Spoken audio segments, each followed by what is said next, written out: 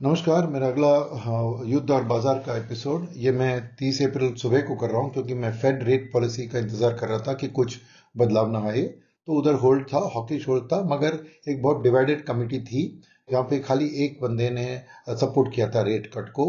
तो उधर इस साल में और कोई रेट कट की गुंजाइश नहीं है। तो नेचुरली यूएस के इंटरेस्ट रेट्स थोड़े बढ़ गए टू 4.41%। यूएस डॉलर भी थोड़ा स्ट्रेंथन हुआ, तो उसका असर मार्केट में जरूर थोड़ा बहुत दिखेगा। बट कल की मार्केट की बात करें तो कल क्या, एक मॉर्निंग में एक अच्छी रैली थी, क्योंकि एक तो इनिशियली शायद थोड़ी शॉर्ट कवरिंग हो सकती थी बिकॉज हेवी शॉर्ट्स था, मगर उसके बाद जो यूएई का एग्जिट का डिसीजन था वो मार्केट ने पॉजिटिवली लिया। तो मार्केट मिड डे तक एक हाई में पहुंची। फिर देखा तो ऑयल मार्केट एक्चुअली यूएई का डिसीजन को पॉजिटिवली नहीं लिया, बिकॉज शॉर्ट टर्म में हॉर्मुज ट्रेड वाली बात, और अगर ओपेक डिवाइडेड है तो कैसे सप्लाई को कंट्रोल करके ये मैनेज करेंगे करके एक दिक्कत सामने दिख रही थी। तो ऑयल एक्चुअली कल बढ़ गई थी 116 तक, फिर रात में 119 तक गई, पर अभी थोड़ा शांत हुआ है। मैं अभी ब्रेंट क्रूड देख रहा था तो 111 पे वापस नीचे आया। तो एक इनिशियल नर्वस रिएक्शन था वो। उसके अलावा कल का जो सिचुएशन था उसमें थोड़ी डिफेंसेस बड़े थे, लाइक आईटी और ऑटो, बिकॉज कल एक खास चीज था कि रुपी 9485 तक पहुंच गई। तो ये फेड डिसीजन के कारण थोड़ी डॉलर में इंडेक्स स्ट्रेंथनिंग और यूएस इंटरेस्ट राइजिंग, तो आज रुपी दबाव में होगा। तो शायद वो export oriented like pharma IT के लिए थोड़ी पॉजिटिव हो सकती है। मगर रेट सेंसिटिव सेक्टर्स जो कल चले थे जैसे रियल्टी, ऑटो और मे बी इवन बैंक्स के लिए आज थोड़ा दबाव दिख सकता है, बिकॉज ऑफ दी जो हॉकिश इंटरेस्ट रेट की सिनारियो है।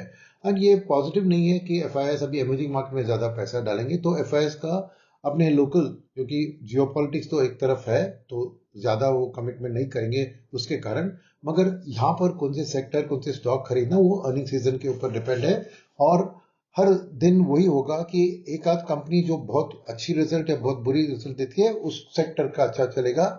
तो सेक्टर रोटेशन चलती रहेगी। मार्केट एक कंसोलिडेशन फेज में है अभी, क्योंकि वॉर की जो स्थिति है उसको डिस्काउंट कर लिया, मगर कुछ अच्छी खबर नहीं आए तो ठीक है, ऐसे ही कंसोलिडेशन में रह सकते हैं। अच्छी खबर आए तो ही मार्केट ऊपर बढ़ेगा। इससे और बुरी खबर क्या हो सकता है वो मुझे सीधा नहीं दिख रहा है, बिकॉज अमेरिका मिलिट्रीली अभी ये वॉर से हट गई लगता है, इकोनॉमिक ब्लॉकेट से ही चला रही है। तो वो ठीक है, क्योंकि यूएस में देखें तो गैस प्राइसेस और भी बढ़ गए हैं, तो नेचुरली एक दबाव है ट्रंप के ऊपर कि वॉर को जल्दी खत्म करे, ताकि उधर के इन्फ्लेशन जो क्रूड और गैस रिलेटेड ही है ज्यादा, तो उस चीज के बेसिस पर एक फ्यूचर जो नए फेड गवर्नर हैं वो रेट कट शायद कर पाए।